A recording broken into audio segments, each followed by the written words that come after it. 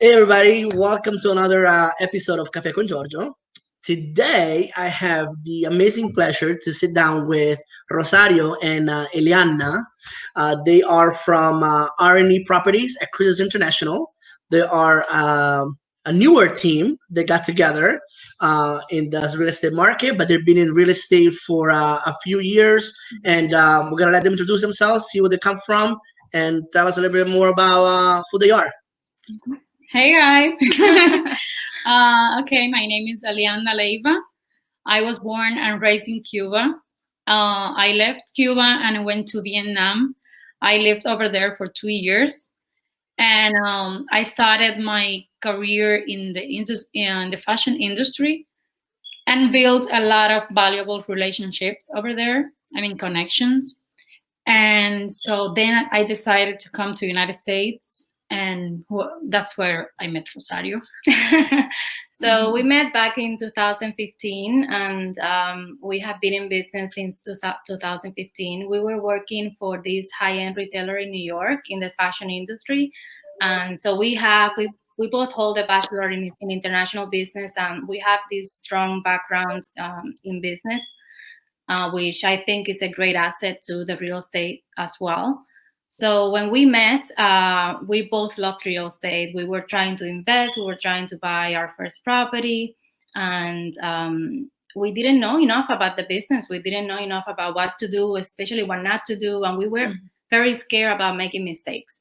Okay. So we decided to go to the real estate school, get the license, and learn about the business. So before buying your first property. Yes, we were trying to buy our first property. And by the way, I'm Rosario. I didn't introduce myself. I introduced yourself. I know. I'm also Cuban. I was born and raised in Cuba. And I'll go back now to how the whole thing started. I also left Cuba to Costa Rica to study. So we have a lot of things in common. And that's why we came together to build a team. Yeah, the only thing different is that Rosario is already homeowner and I'm in the process. Okay. Funny that you say that. So I actually a little background on me, right? And when we're talking about how you guys connected because you have things in common, I was born in Peru, and I moved to Italy when I was a baby. Well, not a baby, I was younger, and I lived in Italy pretty much all my young life until I came to America in 1999. So I consider myself Italian. You're fluent in Italian? Yes. I actually, that was my first language. Technically, it's like my first language. Spanish is not, I mean, I speak it, but I have an accent, right, when I speak Spanish because, I mean, I learned Spanish when I came to America, right? And then I see that you went to Vietnam, you went to Costa Rica, like. Yeah, and I studied French language for 4 years in Cuba. So imagine. I know French, Spanish, English, and some words in Vietnamese. Yeah. And again, now it shows that you guys are, resilient immigrants, right? You're not afraid of anything. You're just willing to go and take chances, right? Which is not really common nowadays. A lot of our generation doesn't take that leap anymore. They're afraid of, making a jump and, experiencing things and trying. But you guys did it. That's true. Well, I travel so much I had to travel for work, and I travel as a tourist. I think I have visited over 25 countries already. Amazing. And it's not only visiting the countries, it's really learning about the culture and trying to build networks over there. So it's a whole experience, and it all ties together with real estate because. And actually, I was gonna say that's.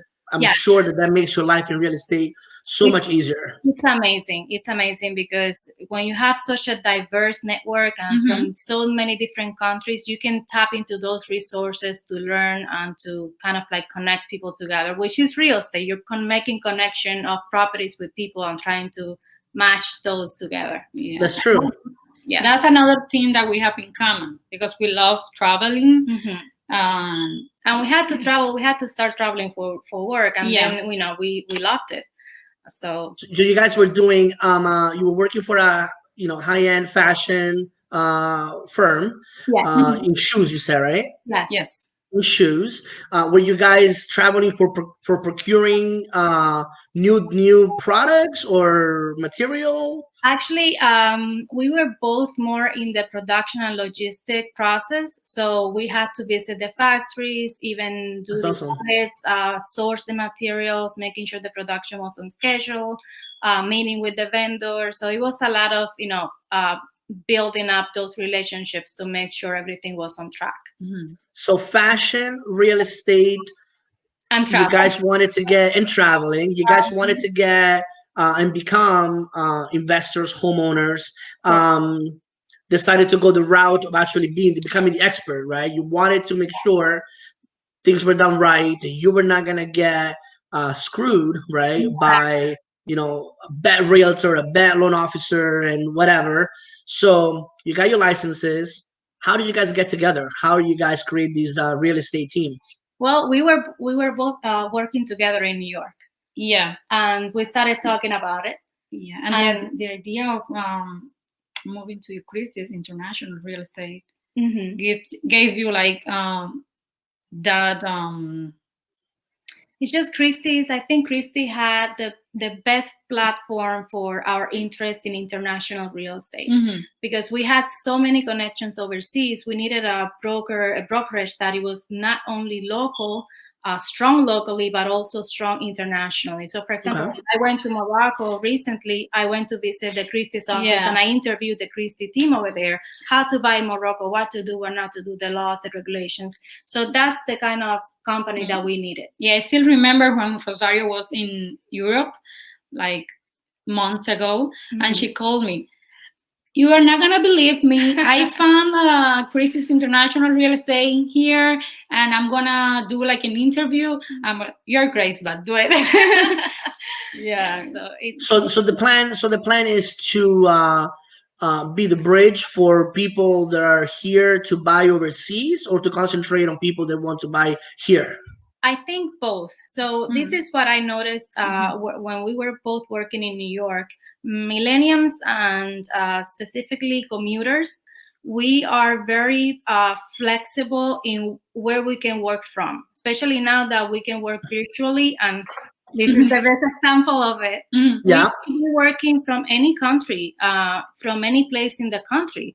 So we had two type of people that we were working with.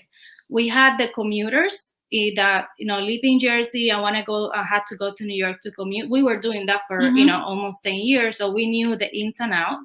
So we started to develop that Hudson market of commuters, which you had to be close to the path, you had to be close to the trains. You had to be able to take the bus and get to New York in 30 minutes. So we knew the best buildings, the best deals of what to do, what not to do, what's the best price. So we started working that network. And then we realized that a lot of those clients, they were able to work from overseas. So they were asking questions like, oh, I have an assignment in Morocco. I have an assignment in Spain. What do you think is better? Can I buy? Can I rent? If I want to buy, what do we have to do? So we started doing all that research. Okay, if you're in Spain, go see this person. This is the contact that you have to see. These are the regulations. This is what you have to do.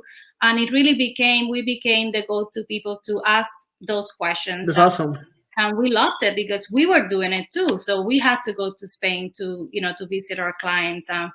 We knew what to do, where to go, what was the best restaurant. And it's not only about real estate, it's about the whole experience. You go to a country and you don't only go to stay in an apartment or in a room in a hotel. You want to know about the restaurants, what to do, the ins and outs. And we had so much of that to offer. So it was very easy for us to make those connections. That's awesome. That's amazing. It's a mix of everything. It's like traveling, logistics, business, real estate, relationships. It's like, I see real estate became more about managing the process.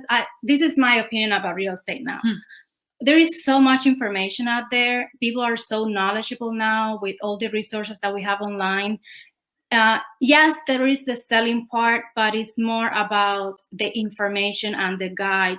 and the process management. I see myself as a GM in a construction process. There is different stages, and the realtor has to be able to follow those steps to get you to closing in the best way possible and defend your interest from beginning to end. It's not that much about I'm pushing this property because I want to sell it to you. This is the property that you probably picked online. You liked it from the beginning. I'm just trying to get you to close on the right. Yeah. Today's, so it's not so much the selling part of it, it's the management part of it, and that's our strong suit, really.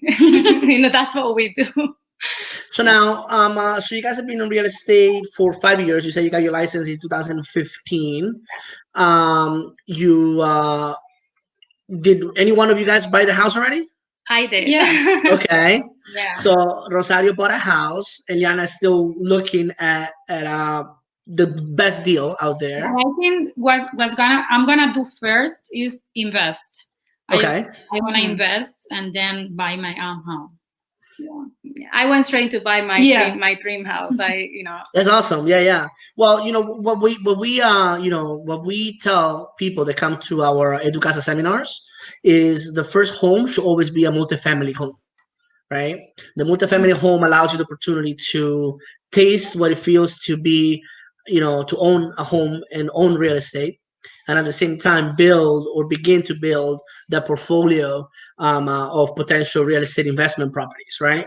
You have the possibility of living maybe in one unit, rent the other unit or the other 2 units, right?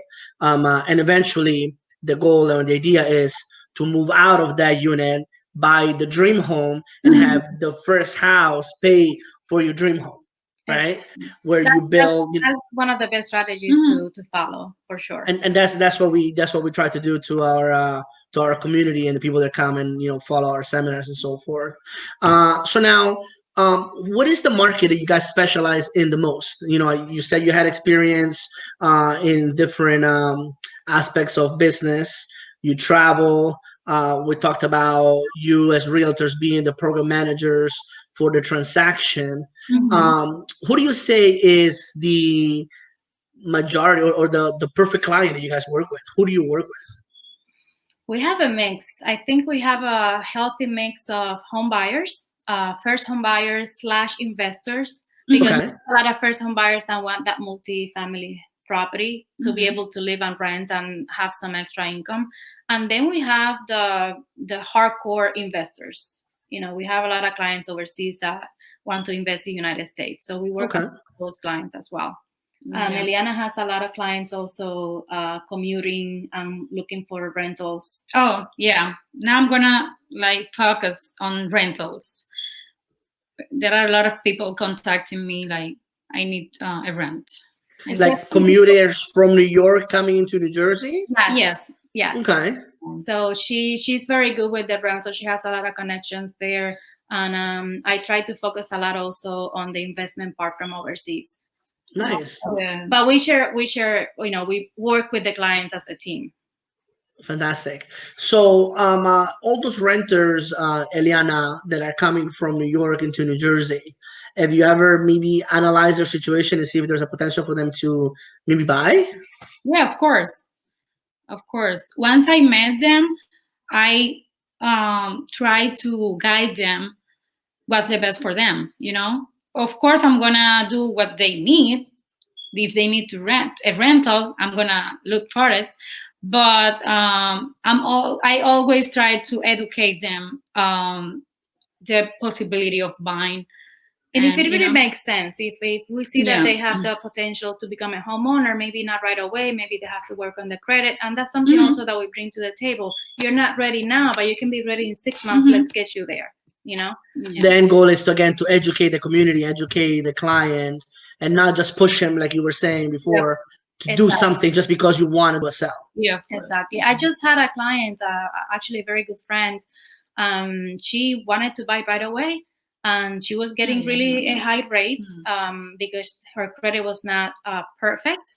You don't have to have a perfect credit, but if you're above 700, the difference between that 700 and the 650 or the 650, it's really a lot in the interest rate. So I told her, listen, you can really buy now. You're ready. You have the money. You have a really, decent credit. But if you get to above 700, you're gonna get that really, really good rate. If Right. you're not in a rush, let's wait 6 months. Let's get you, to 750, 780, and then you have that killing 3.5 or 3.4, and it really makes a difference long term. So again, I started doing real estate in 2001, right? That was actually my first real job right out of high school when I came from Italy in 99 and learned English pretty fast and Spanish. And in 2001, I started doing real estate, right? And I've touched every aspect of the business from then forward. I've been an investor. I lend money to investors. I actually even have been in the insurance business. We've done a lot of, we have an insurance brokerage. And in the last 4.5 years, I moved to the lending side and, now we do mortgages, right? You did it all. I did it all. Many times, and I'm telling you this now, and again, I know you have a lot of experience in business, and I actually really, I can feel your passion and trying to help the client. But many times, that when we give guidance to that client, you should direct them to the person that could help them. Like for example, that client of yours that had your friend client 650 FICO, right, or 670. Today with COVID, it's crazy because a lot of investors now put a lot of limitations on credits, right? But to bring that client rapidly to 700 plus sometimes is as easy as paying off $100 of each credit card and lowering that balance. And a good mortgage lender, right, somebody on your side, a partner that might work with you and your team, can analyze that profile and tell you, hey, listen, we can do this and do it. The lender, the loan officer, does not get paid more or less if the interest rate is higher or lower. It doesn't matter anymore. Back in the day, dude, we used to make so much money on the rate. Like we used to get the difference. It was insane. Today, it doesn't really matter. If there are good loan officers, they will always try to give their client the best rate possible, right? I just did a deal for my best friend. My best friend just bought a house in Ramsey, New Jersey. And they went on the contract right before COVID happened. And while COVID happened, the rates it was a mess. We did the loan at cost. We didn't make any money on this deal, right? We gave them the entire commission as a loan officer and as a bank so that they can get the best interest rate. And before COVID happened, we were looking at 2.875 rate. We ended up getting 3.25, right? Which is still not bad. Not bad at all. But the average person couldn't get that rate, right? So again, it depends on what it is, but most importantly, sometimes we give that advice like for that client. Now 6 months, you don't know what's gonna happen in 6 months. No, actually, I use the 6 months as an example. But I'm saying here, I'm talking as in examples. Yes. Yeah, I connected with a person who works on credit through the lender, and mortgage is gonna be ready in 2-3 months. It's not even. But the main point is we don't like to rush the clients to buy if we don't feel, or to sell if they're ready. That's the best way. Of course. That's the best path for them. So because. Somebody asked me a few days ago, what do you like the most about real estate? And I said, listen, I want to look at you in 10 years. I know that I did the right thing. I don't gain anything by making a few bucks now. And when I see you in 10 years, I didn't do my job correctly. And I have to keep that reputation. There is no money that can buy the value of my reputation right now. And your brand, especially today, your name is your brand.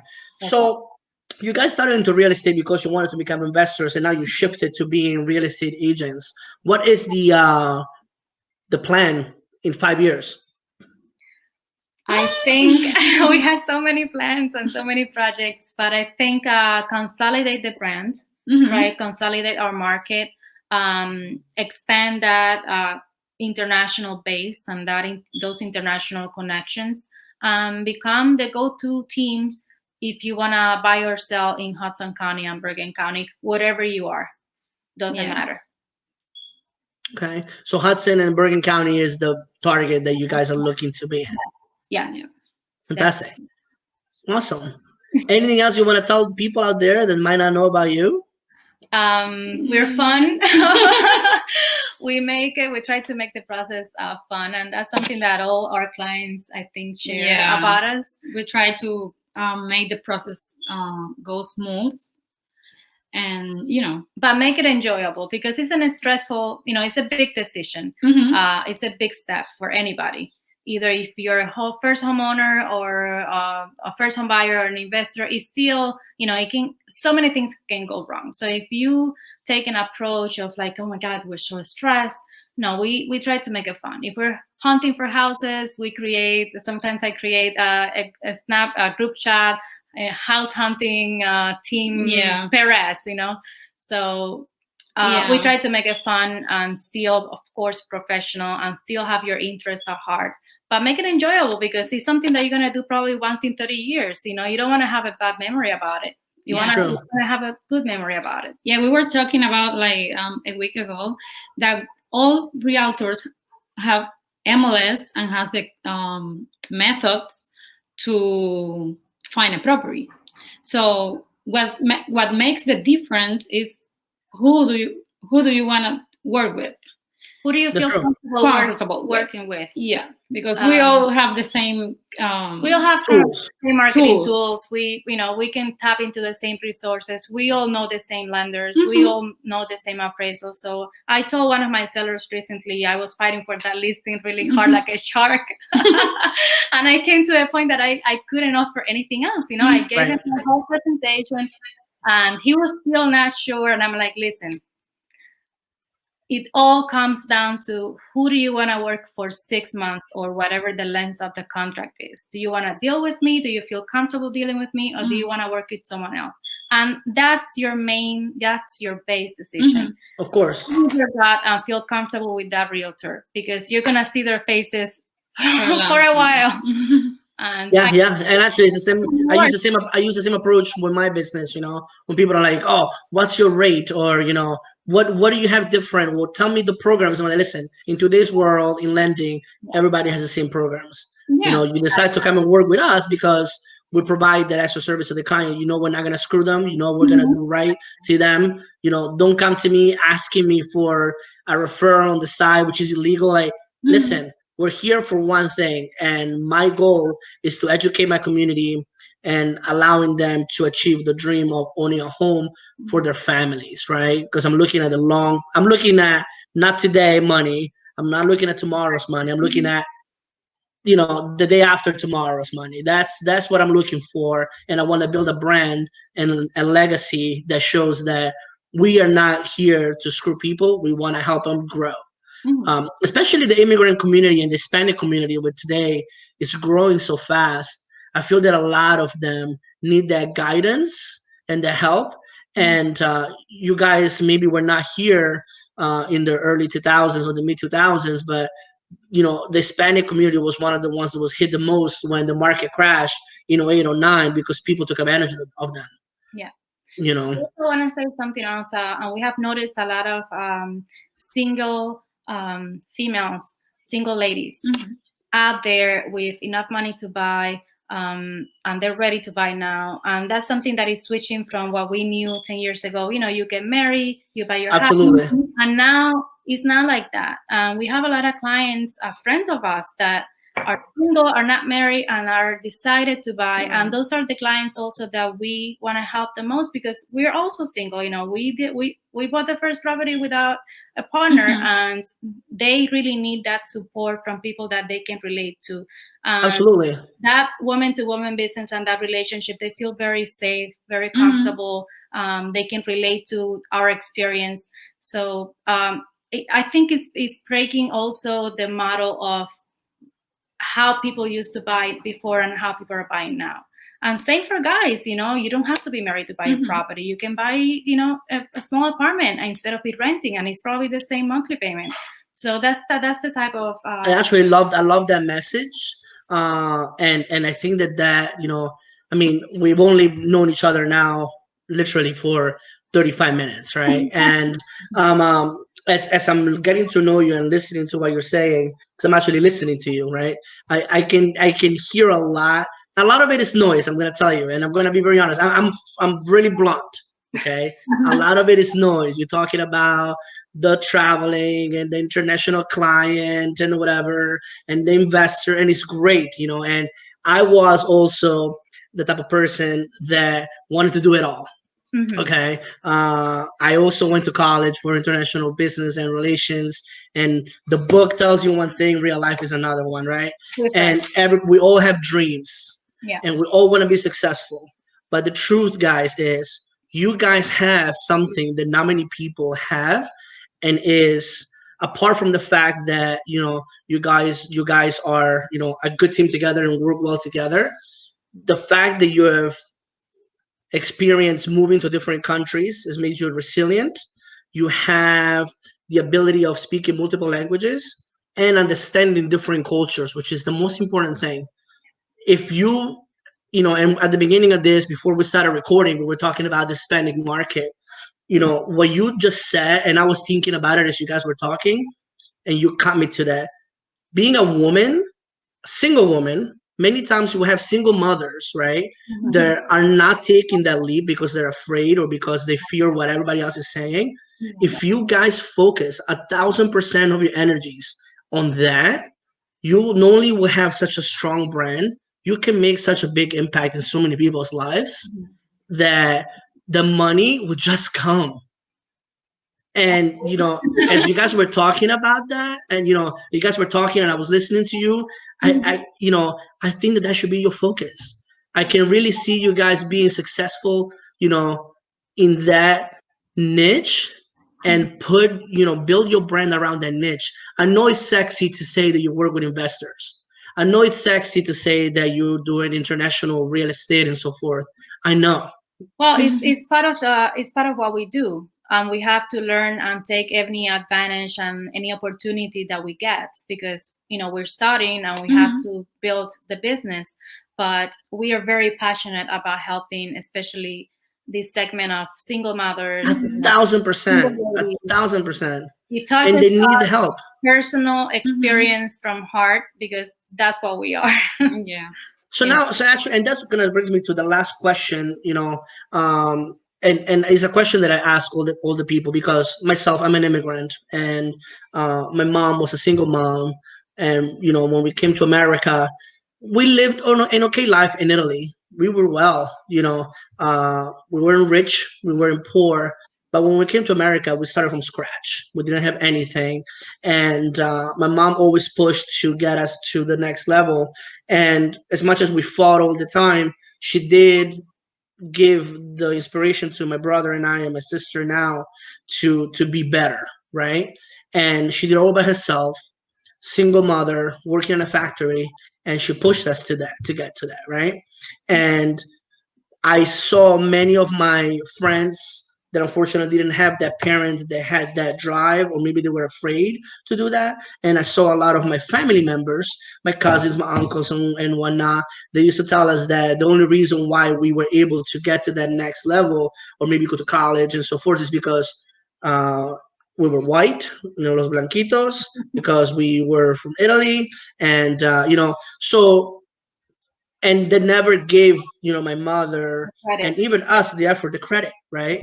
So again, this is gonna get personal. You don't have to answer if you don't want to, right? You guys came to the United States, maybe with your family, maybe alone, right? Did you feel that same type of impact when you came? You go first. No, you go first.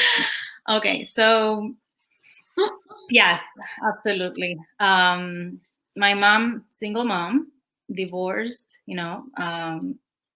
She was here when I came to the country. She got to the country 6 months before to take care of my grandfather, and I think that's why senior citizens touches me so much, because we took care of my grandfather for 5 years with very, very limited resources. Mm-hmm. And my mom is such a strong woman, and the person that I am today is because she brought me to where I am. And every time I felt like I wanted to quit, I had that voice and that, chancleta Right. to tell me, you better not, because you don't have an option to give up. You have to make it. There is no going back. And especially with a country like Cuba, we have no way to go back. So it's either you make it or you make it. There is no option. So it was a lot of pressure for me to really become successful and to reach my goals and to not give up and to become a strong, independent woman. And I think, I'm working, I'm getting there. Yeah, and for me, it was even harder because I don't have my mom and my mother in here. She's living in Cuba. My father is living still in Vietnam. So I'm alone. I only have Rosario. Yes. So we help each other. My mom is like, I love her mom because that's the mom that I need. Of course. Yeah, to push us. Yeah, but there is something strong in there. So I want my parents living in the United States. So that's a why. It's Right. a why of me working very hard. Yes, because I need to bring them. Family is everything, and if you don't have that core and that support and that foundation, it's very, very hard to become the best version of yourself. Yeah. I love it. So now, one last thought, right, to the people that are watching us. We open our heart. We told everybody, how we got into this business. One last thought that you could give a person like you, young Rosario, young Elianna, that just came to America and is looking to, what's there, what's next. What would you say to them? Don't doubt yourself. Don't doubt yourself, and don't give up. And be kind to yourself when you think about yourself. And that inner voice and that inner talk has to be kind, because it's all a learning process. And I was so pushy to myself at the beginning. When I wasn't getting the results that I wanted, I was like so mean to myself. And I think that would be my advice to anybody. Do your best. But also be kind to yourself, because you're learning and you're growing and you're going to make mistakes, and it's part of the process, and you have to forgive yourself for those mistakes, but keep pushing forward to be better, to become better, but also be kind. And I think that will be it. If I can tell that to my young Rosario, I will have saved a lot of tears. Yeah. Look, I'm going to tell you, and what you just said, it actually touched me. Because that's actually what I deal with every day, and I tell that to people all the time, be kind to yourself, because you're